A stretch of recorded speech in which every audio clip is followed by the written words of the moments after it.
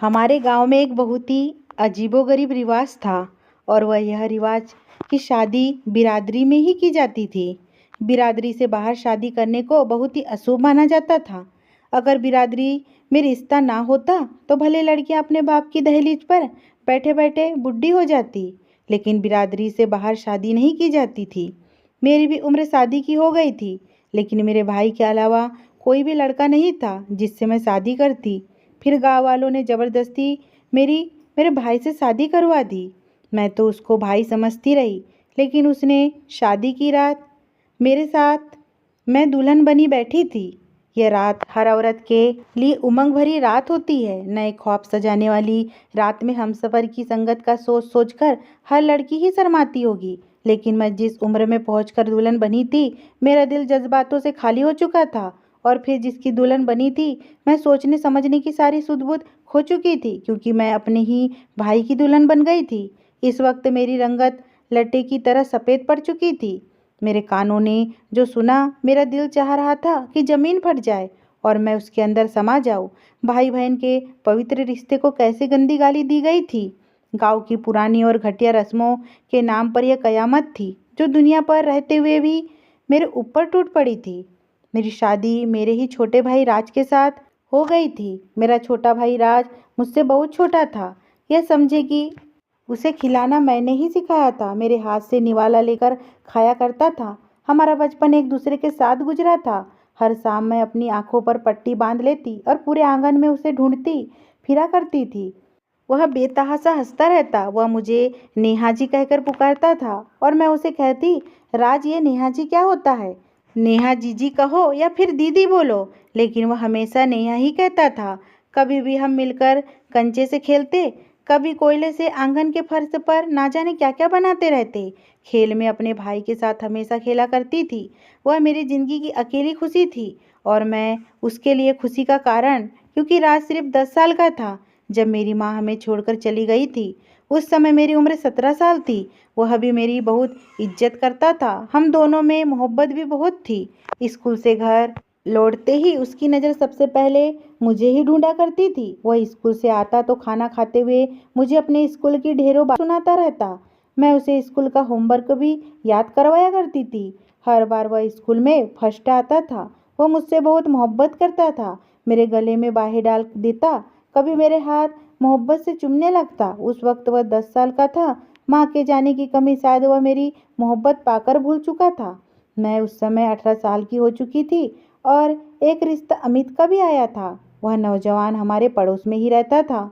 अक्सर जब मैं छत पर कपड़े वगैरह डालने जाती तो अपनी छत पर ही होता था और मुझे देखकर मुस्कुराने लगता। अच्छा खुश शकल नौजवान लड़का था। मेरा दिल भी उसे देखकर जोर जोर से धड़कने लगता था। मैं घबरा कर नीचे उतर जाती। लेकिन जब उसका रिश्ता मेरे लिए आया और पापा ने बिरादरी के बड़ों के सामने बात रखी तो एक तूफान सा उठ गया था। सब कहने लगे कि पहले कभी हमारी बिरादरी में ऐसा हुआ है कि हम अपनी लड़की को गैर बिरादरी में दे। हमारे यहाँ बिरादरी से बाहर शादी करना बेइज्जती और अपशगुन समझा जाता था। लड़कियों को भले ही घर पर बैठाकर बूढ़ा कर दिया जाता था, लेकिन गैर बिरादरी में विदा नहीं किया जाता था। मेरा दिल बुझ सा गया था। मुझे वह लड़का अच्छा लगता था, शरीफ शरीफ भी था, इसलिए शराफत से ही मेरे लिए रिश्ता भेजा था।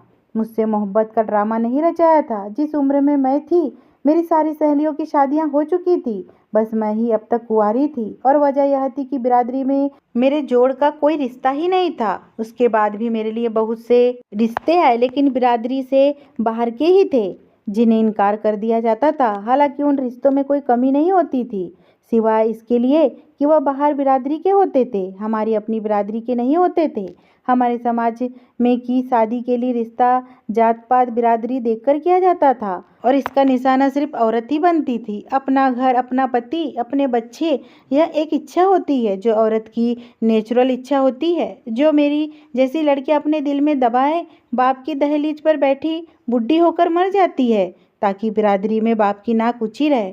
ऐसे ही जज्बात मेरे दिल में भी थे। जैसे जैसे मेरी उम्र बढ़ती जा रही थी, मेरे अपने घर की ख्वाहिश बढ़ रही थी, जिसका जिक्र कभी कभी मैं राज से कर देती थी।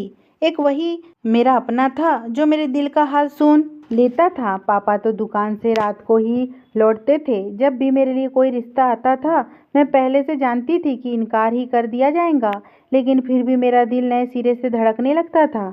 एक छोटी सी उम्मीद बन जाती थी कि शायद इस बार मेरी खुशियों की चाबी मुझे मिल जाए। हालांकि मुझे मालूम होता था कि ऐसा मुमकिन नहीं है, लेकिन मुझे फिर भी ऐसे झूठे ख्वाब देखना अच्छा लगने लगा था, जो मैं जानती थी कि मेरी आंखों में बंद किरकिरी की तरह छुपकर मेरी आंखों को जख्मी कर देंगे। अब मैं अपने कमरे में बैठकर खूब रोया करती थी। जब मेरा रिश्ता आता था और वह ना उम्मीद लौट जाता, तो मैं सोचती, यह मेरे साथ जुल्म हो रहा है। अगर बिरादरी में मेरी जोड़ का रिश्ता कोई नहीं है, तो इसमें मेरा क्या दोष है। आज भी मैं फूट फूट कर रो रही थी। जब राज मेरे कमरे में दाखिल हुआ, वह अभी अभी स्कूल से आया था। मुझे देखकर मेरे पास बैठ गया। इस समय उसकी उम्र 12 साल थी और मैं 20 साल की हो चुकी थी। कहने लगा, नेहा जी क्यों रो रही हो। अपने हाथों से वह मेरे आंसू साफ करने लगा। अब मैं उसे क्या बताती कि मैं किस दर्द से गुजर रही हूँ। मेरी माँ भी जिंदा ना थी, इसलिए मेरे दिल की बात कोई भी सुनने वाला नहीं था, सिवाय राज के। वह छोटा था, लेकिन मेरा अपना था, जो मेरे आंसू पोंछ देता था। इस वक्त मेरे सामने वही था, इसलिए मैंने उसको गले लगाकर रोने लगी थी। मैं जानती थी कि वह छोटा है, मेरा दर्द को समझ नहीं सकता और ना महसूस कर सकता है, लेकिन मैं फिर भी उसे कहने लगी कि मुझे मेरे बाप ने मुझे बिरादरी की बलि चढ़ा दिया है। कुणाल, मेरी कभी भी शादी नहीं हो सकती, कभी भी नहीं, किसी से भी नहीं। मैं इसी दहलीज पर बैठी बैठी बूढ़ी हो जाऊंगी। रात से मेरे आंसू नहीं देखे जाते थे, क्योंकि उसके लिए मैं ही सब कुछ थी। वो कहने लगा, क्यों रोती है नेहा जी, आप मत रोया करें। मुझे भी रोना आता है। मैं पापा से कह दूंगा, वो आपकी शादी कर देंगे। उसे शायद उस समय बातों की गहराई की समझ नहीं थी, इसलिए उसने ऐसा कह दिया था। लेकिन मेरे आंसू देखकर उसके चेहरे पर तकलीफ सी नजर आने लगती थी, जैसे कि वो मेरे दर्द को महसूस करता था। मैंने कहा, नहीं राज, तुम पापा से कुछ मत कहना। बस मेरी किस्मत खराब है, इसलिए कोई मुझसे शादी नहीं कर सकता।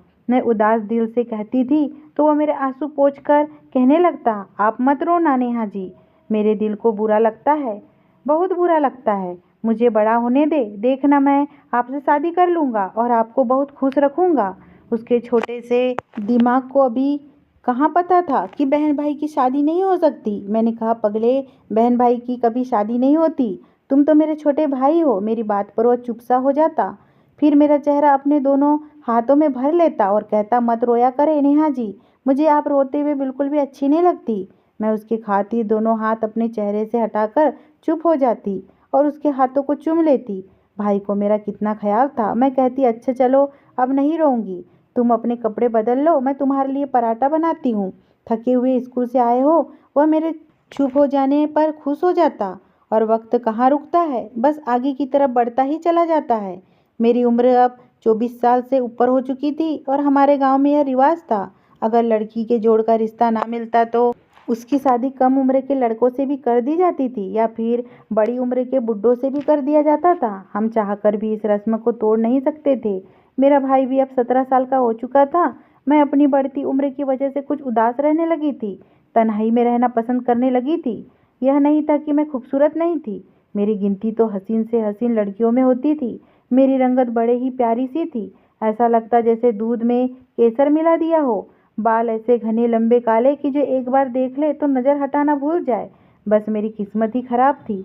घर के कामकाज करने के बाद मैं अपने घर के छोटे से आंगन में बैठ जाती थी, पेड़ों पर चहचहाते परिंदों को देखने लगती, सोचती परिंदे भी कैसे बेफिक्र होते हैं। कभी कभी परिंदों की जोड़ियों को साथ देखकर सोचती, हे भगवान, तेरी लीला अपरंपार है। भगवान, तू उन परिंदों के भी जोड़े बनाए हैं, तो मेरे लिए क्या कोई साथी नहीं बनाया।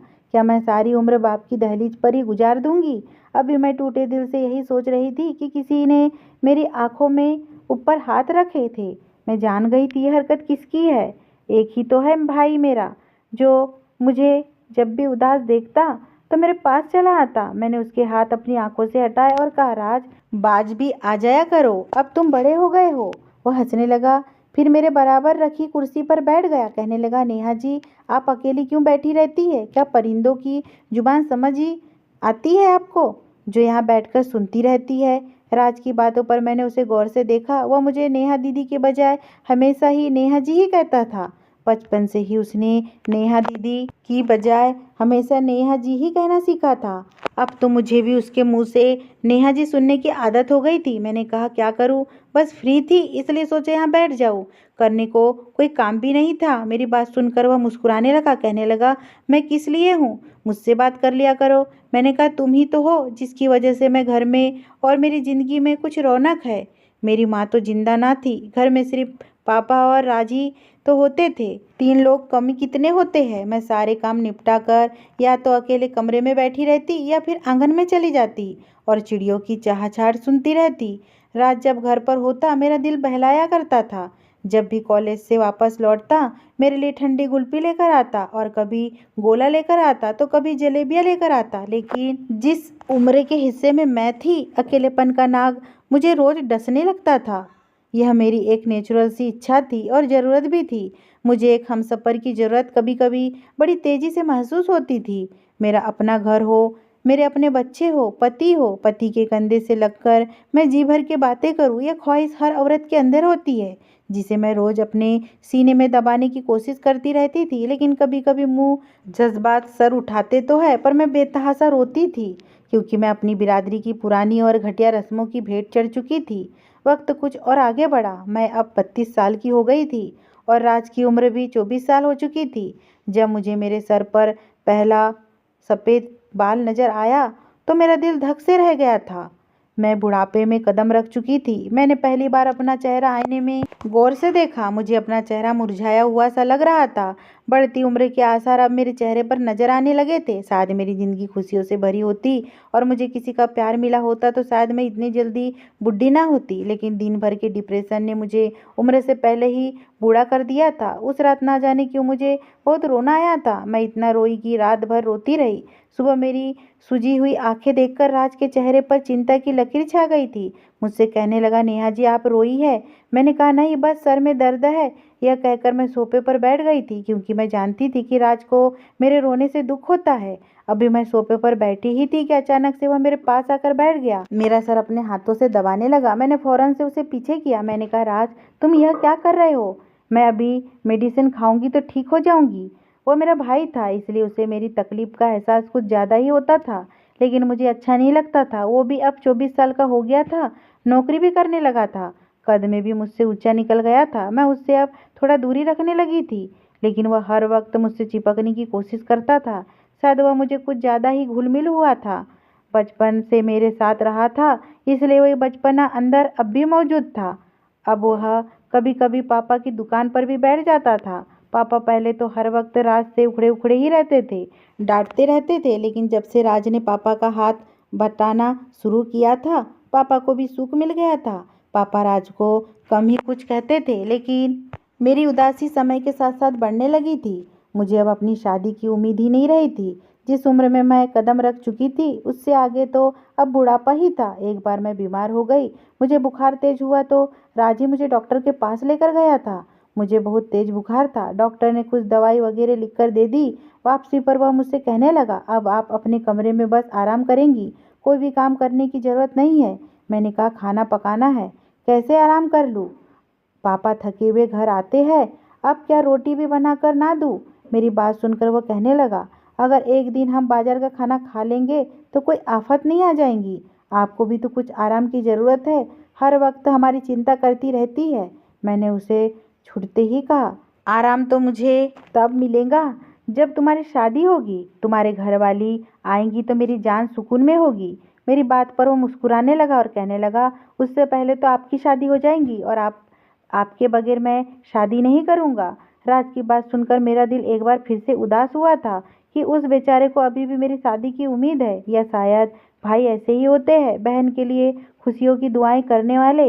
लेकिन जो कुछ मुझ पर बीतने वाला था, मुझे क्या खबर थी कि मैं कभी यह शब्द भी अपने भाई के लिए सुनूंगी। कयामत तो मुझ पर उस वक्त टूटी जब मेरे पापा हम दोनों को छोड़कर इस दुनिया से चले गए। हम दोनों भाई बहन पर पापा की अचानक मौत ने कयामत ढा दी थी। मैं तो बिल्कुल टूट चुकी थी। मेरा रो रो कर बुरा हाल था। पापा मेरे लिए बहुत बड़ा सहारा थे, लेकिन यह मेरी बदकिस्मती है कि वह भी अब हमारे पास नहीं थे। लेकिन जैसे ही उनकी मौत हुई, हमारी बिरादरी में शोर सा मच गया था कि हम दोनों बहन भाई एक छत के नीचे नहीं रह सकते, या तो राज घर से निकल जाए या फिर उससे शादी कर ले। और यह सुनकर तो मेरे होश उड़ गए थे। वह मेरा भाई था, मैं भला कैसे उससे शादी कर सकती थी, कैसे उसे इस तरह का रिश्ता बना सकती थी। एक तो हम बेसहारा हो गए थे, उस पर लोगों की इस तरह की बातों ने हमें कहीं का नहीं छोड़ा था। लेकिन हैरत का पहाड़ मुझ पर उस समय टूटा जब राज ने मुझसे शादी के लिए हाँ कर दी। मैं हैरत से उसे आंखें फाड़े उसे ही देख रही थी। मैंने सबके सामने साफ मना कर दिया। मेरी बिरादरी के सारे लोग जमा थे और यह फैसला सुना दिया था कि मैं इस फैसले पर राजी नहीं हूँ। भला राज से शादी कैसे कर सकती थी, लेकिन मेरी एक न सुनी गई और आज मैं दुल्हन बनी बैठी थी। शायद मुझसे बढ़कर बुरी किस्मत किसी भी लड़की की नहीं होगी जितनी मेरी थी। मेरा दिल पहली बार राज के आने पर काँप सा गया था। वह कमरे में दाखिल हुआ तो मैं माथे पर बल डाले गुस्से से उसे घूरी थी। मैंने कहा, शर्म नहीं आती तुम्हें यूं मुंह उठाए मेरे कमरे में आते हुए? अभी के अभी मेरे कमरे से बाहर निकलो, क्योंकि मैं ऐसे किसी भी रिश्ते को नहीं मानती जिसे ये गांव वाले जोड़ बैठे हैं। मेरे सख्त शब्दों पर वह कहने लगा, आप इस वक्त गुस्से में हैं। नेहा जी आराम करें, हम कल बात करेंगे। उसके इतने सुकून पर मुझे भी गुस्सा आने लगा था। इतना पढ़ा लिखा होकर भी गांव वालों की जहालत पर सर झुका दिया था। कैसे बेगैरत वाली बात थी। मैं उसकी बड़ी बहन थी, कैसे उसने जाहिल पंचायत की बात मान ली थी। ऐतराज क्यों नहीं उठाया था, आवाज़ क्यों नहीं उठाई थी। चलो, लड़कियों को तो गांव वाले दबाकर अपनी रस्मों की भेंट चढ़ा देते हैं, लेकिन मर्द, क्या मर्द भी मजबूर और बेबस होते हैं? नहीं, वो ऐसा बुज़दिल तो हरगिज़ नहीं था। मैं रात भर रोती रही। सुबह जब मेरी आँख खुली, राज मेरे ही कमरे में था और मेरे पास बैठा था। मुझे जागते देखकर मुस्कुराकर कहने लगा, उठ गई आप ना जाने क्यों मुझे उसकी मौजूदगी अब बुरी लगने लगी थी। मैं फौरन से उठकर बैठ गई तो कहने लगा कि मैं पापा की दुकान पर जा रहा हूँ और तुम घर का दरवाज़ा बंद कर लो। यह कहकर वो चला गया। रात तक मैं सोच चुकी थी कि अब आगे मुझे क्या करना है। मैं अपनी ज़िंदगी इन गाँव वालों की नज़र कर चुकी थी। हो सकता है राज मजबूर हो गया हो, इसलिए मैं राज की ज़िंदगी बर्बाद नहीं होने दूंगी। ना ही राज के साथ ऐसा कोई रिश्ता निभाऊंगी। उसकी शादी मैं किसी अच्छी लड़की से करवाऊंगी। मैंने राज से कहा कि वह शहर में नौकरी कर ले, हम यहाँ गांव में सब कुछ बेचकर शहर चले जाएंगे। मैं जानती थी कि शहर में जाकर हम आज़ाद ज़िंदगी गुजार सकते थे। अजीब बात यह थी कि वह मेरी बात मान गया था। पापा की सारी ज़मीनें, घर और दुकान मेरे नाम पर था। मैंने वह बेच दिया। शहर में राज को नौकरी भी मिल गई, हमने वहाँ अपना घर भी ले लिया। अब मैं आज़ाद थी। मैंने राज से कहा कि जो रिश्ता ज़बरदस्ती गाँव वालों ने हमारा जोड़ दिया है वह बिल्कुल बेबुनियाद है। तुम मेरे भाई हो, हमारे बीच इसके अलावा और कोई भी रिश्ता नहीं है, इसलिए तुम अपनी मर्जी से जहाँ चाहो शादी कर सकते हो। मुझे कोई ऐतराज नहीं होगा। मेरी बात सुनकर वो कुछ देर तो मुझे गौर से देखता रहा, फिर ठंडी आहें भरकर जो बात उसने मुझसे कही मेरे रोंगटे खड़े होने के लिए काफ़ी थे। क्या बेकार की बात थी ये, और ना कभी मेरे दिमाग में ऐसी बात गुजरी थी। मैं तो उसकी बात सुनकर हैरत से उसे देख रही थी। अपनी बात कहने के बाद वह मुझसे आगे बोला, नेहा जी, बहुत इंतज़ार करवा लिया आपने मुझसे। अब इससे ज़्यादा सब्र की उम्मीद मुझसे मत रखिएगा। मेरी आपसे शादी हुई है और मैं इसे पूरे मन से निभाऊंगा। मैं जब ऑफिस से वापस घर आऊँ तो मुझे आप दुल्हन की तरह तैयार मिलना चाहिए। बहुत खूबसूरत सा जोड़ा पहन लीजिएगा।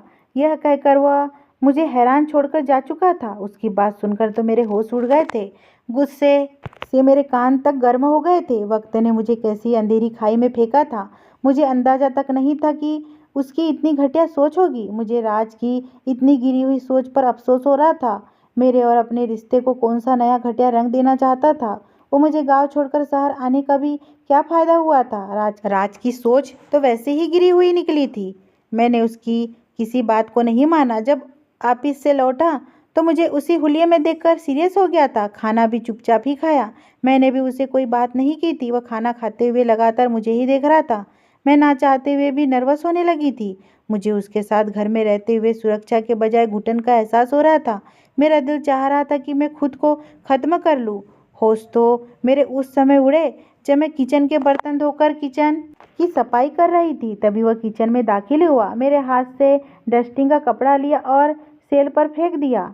मेरा हाथ पकड़कर किचन से बाहर ले जाने लगा। मैंने कहा, राज, मेरा हाथ छोड़ो, ये क्या बदतमीजी है। अब वह कोई छोटा बच्चा तो नहीं था जिसे मैं खुद को आसानी से छुड़वा सकती थी। मेरा दिल यूं था जैसे सीने से बाहर निकल आएगा। मुझे रात से उस समय बहुत डर महसूस हो रहा था। मैं जोर जोर से उसका हाथ अपने हाथों से छुड़वा रही थी, लेकिन अब वह एक मजबूत मर्द था। मैं चाहकर भी उससे अपना हाथ छुड़वा ना सकी। वह मुझे अपने कमरे में ले गया और मेरा हाथ छोड़ दिया और कमरे का दरवाजा भी लॉक करने लगा। मेरा दिल तो जैसे किसी ने मुट्ठी में लाकर दबोच लिया था। वह मेरे लिए ना जाने कैसे गंदे इरादे लिए हुए था। मैं उसके सामने हाथ जोड़कर रोने लगी, उससे विनती करने लगी कि भगवान के लिए मेरे साथ ऐसा कुछ मत करना, मैं खुद से नजरें नहीं मिला पाऊंगी। लेकिन वह एकदम रिलैक्स था। कहने लगा, मुझे मेरा हक चाहिए, बचपन से मोहब्बत करता हूँ आपसे, कई कई घंटे आपको देखा करता था। यही सोचता था कि कब मैं इस काबिल होगा कि अपनी नेहा को अपना बना सकूं। और आप कह रही है कि आपसे रिश्ता नहीं, इसलिए तो नहीं होने दी, वरना पापा तो मुझे कब से कहते थे मेरे बच्ची का मेरे बाद क्या होगा। मैं चाहता हूँ गांव की ज़मीन बेचकर शहर चला जाऊँ, ताकि वहाँ गांव के रिवाजों से नेहा को बचा लूँ और उसकी शादी कर दूँ। जब मैंने पापा का इरादा सुना तो मुझे लगा कि आपकी किसी और से शादी हो गई, तो फिर मैं आपके बगैर कैसे जीऊँगा। मुझे बचपन से आपको देखने की, आपके साथ बातें करने की, आपके करीब रहने की आदत लग गई थी। नेहा, याद है जब मेरी माँ मरी थी, मैं बार बार डर जाता था। मेरी उम्र उस समय मुश्किल से 10 साल की थी, लेकिन आप मेरे लिए चिंतित रहती थी, इसलिए मेरे साथ ही सो जाती थी। जब भी मुझे डर लगता मुझे अपने साथ लगा लेती थी, मुझे तसल्ली देती, मेरे आंसू पोंछती थी। फिर जब आपके लिए रिश्ते आते और इनकार हो जाता तो आप अपने कमरे में बैठकर रोती थी, तो मुझे भी बुरा लगता था। उस वक्त तो मैं भी यही चाहता था कि आपकी शादी किसी से हो जाए, लेकिन मैं बहुत छोटा था। लेकिन उस वक्त पापा को अपनी बिरादरी की चिंता थी। लेकिन जब वो बीमार रहने लगे, उन्हें आपकी चिंता सताने लगी। उस वक्त आपकी उम्र बढ़ गई थी। आपके लिए शादीशुदा बाल बच्चेदार मर्दों के रिश्ते आते थे, या उन बूढ़े मर्दों के जिनकी औलादें जवान थी और उन्हें अपनी पत्नी की जगह एक ऐसी औरत की ज़रूरत थी जो बुढ़ापे में उन्हें संभाल सके। उस वक्त पापा भी यही चाहते थे कि शहर जाकर आपको किसी के भी पल्ले बांध दे, ताकि वह सुकून से दुनिया से जा सके। और जब मैंने पापा से यह ख्वाहिश की कि मैं नेहा से शादी करना चाहता हूँ, क्योंकि पापा को तुम्हारे और हमारे रिश्ते के बारे में पता था, इसलिए मैंने यह बात पापा से की थी। मुझे लगा था शायद हमारे रिश्ते की सच्चाई को जानने के बाद पापा हम दोनों की शादी करवा देंगे। लेकिन उनकी सोच भी आपकी तरह छोटी ही निकली। कहने लगे, तुम नैना के भाई हो, भले सगे नहीं, लेकिन हो तो भाई। बेशक मेरी बेटी बूढ़ी हो जाए, लेकिन ऐसी हरकत हरगिज़ नहीं करूँगा। इसलिए आपके आने वाले कुछ रिश्ते जो मेरी नज़र में आपके काबिल नहीं थे, मैंने वहाँ आपकी शादी नहीं होने दी। मैं उसी वक्त फैसला कर चुका था कि शादी आपसे ही करूँगा, क्योंकि मेरे लिए आप बहुत अहमियत रखती है, क्योंकि आपका भी खुशियों पर पूरा हक है। जब मेरी माँ की शादी आपके पापा से हुई थी, उस वक्त मैं 4 साल का था और आप 12 साल की थी। जब कुछ समझने के काबिल हुआ तो आपको अपनी बहन ही समझा था। लेकिन माँ का व्यवहार आपसे अच्छा नहीं था। वह आपसे प्यार नहीं करती थी और मुझसे हमेशा कहती रहती, राज, ये तेरी सगी बहन नहीं है, यह तेरी कुछ भी नहीं लगती, कोई ज़रूरत नहीं है इससे बात करने की। उसका सगा बाप है ना, जो हर वक्त उसकी चिंता में लगा रहता है। मेरी माँ को आपसे नफरत थी और आपके पापा को मुझसे, क्योंकि मैं उनका सगा बेटा नहीं था। हमारे माँ बाप तो एक हुए थे, लेकिन औलाद के मामले में हौसला बड़ा नहीं कर सके थे। मुझे यह देखकर हैरत होती थी कि आप माँ की कड़वी रसीली बातें सुनकर भी मुझसे मोहब्बत कैसे कर लेती थी। मेरे साथ खेलती थी, मुझसे बातें करती थी। मेरे दिल में भी आपके लिए मोहब्बत परवान चढ़ने लगी थी। इसी तरह आपके पापा आपसे ज़्यादा प्यार करते थे, मुझसे नहीं करते थे, क्योंकि मैं उनका सगा औलाद नहीं था। मैंने भी आपकी आदत को अपना लिया। पापा की रसीली बातें सुनकर भी कभी दिल से नहीं लगाया था। और जब पापा का देहांत हुआ तो बिरादरी में सबको पता था कि मैं आपका सगा भाई नहीं हूँ और आपकी बिरादरी का भी हूँ, इसलिए आपसे शादी कर सकता हूँ। इसलिए किसी एतराज़ नहीं था। मैं उसकी बात सुनकर चुप हो गई थी। अगर मैं सगी भी नहीं थी तब भी मेरा दिल में उसके लिए कोई जज्बात नहीं थे। वो कहने लगा, नेहा, मैं आपके बगैर रहने का बिल्कुल भी आदी नहीं हूँ। अगर मैं किसी और लड़की से शादी भी कर लेता तो जब शादी के बाद आपके और मेरे बीच रिश्ते की हकीकत जानती तो वह कभी आपको इस घर में बर्दाश्त नहीं करती, क्योंकि आपसे मेरा कोई भी सगा खून का रिश्ता नहीं है। और मैं आपको बेसहारा कैसे छोड़ देता, आपको कैसे दुख देता, जबकि मैं आपसे मोहब्बत करता हूँ। मैं आपके साथ अच्छी ज़िंदगी गुजारना चाहता हूँ। नेहा, मुझे जब इस बात से फ़र्क नहीं पड़ता कि आप मुझसे कितने साल बड़ी है, तो आपको भी नहीं पड़ना चाहिए। मेरे पास उसके सवाल का कोई जवाब नहीं था और यह भी सच था कि मुझे सहारे की ज़रूरत थी और मोहब्बत की भी, एक हमसफ़र की भी। इसलिए राज से इनकार नहीं कर पाई। मेरी शादी को आज 3 साल गुजर चुके हैं। हमारा एक बेटा भी है। ज़िंदगी में खुशी आने से और राज की मोहब्बत पाकर मेरे चेहरे की रौनक दोबारा से लौट आई। हालांकि इस रिश्ते को अपनाने के लिए मुझे थोड़ा टाइम लगा था, लेकिन शायद भगवान का यही फैसला था। कहते हैं जोड़ी भगवान पहले ही बना देता है। उसने भी मेरा जोड़ा राज के साथ बनाया था, लेकिन किस्मत ने उसे मेरे सामने किसी और ही रूप से लाकर खड़ा कर दिया था। लेकिन शायद वह मेरी किस्मत में लिखा था, मुझे मिलकर ही रहा। राज ठीक कहता है, जब उसे और मुझे उम्र के फ़र्क से कोई फ़र्क नहीं पड़ता तो दुनिया की परवाह क्यों करे, अपनी खुशियों को क्यों ना समेट ले। अगर ये स्टोरी आपको पसंद आई हो दोस्तों और चैनल पे नए हो तो चैनल को सब्सक्राइब और वीडियो को लाइक कीजिए। धन्यवाद।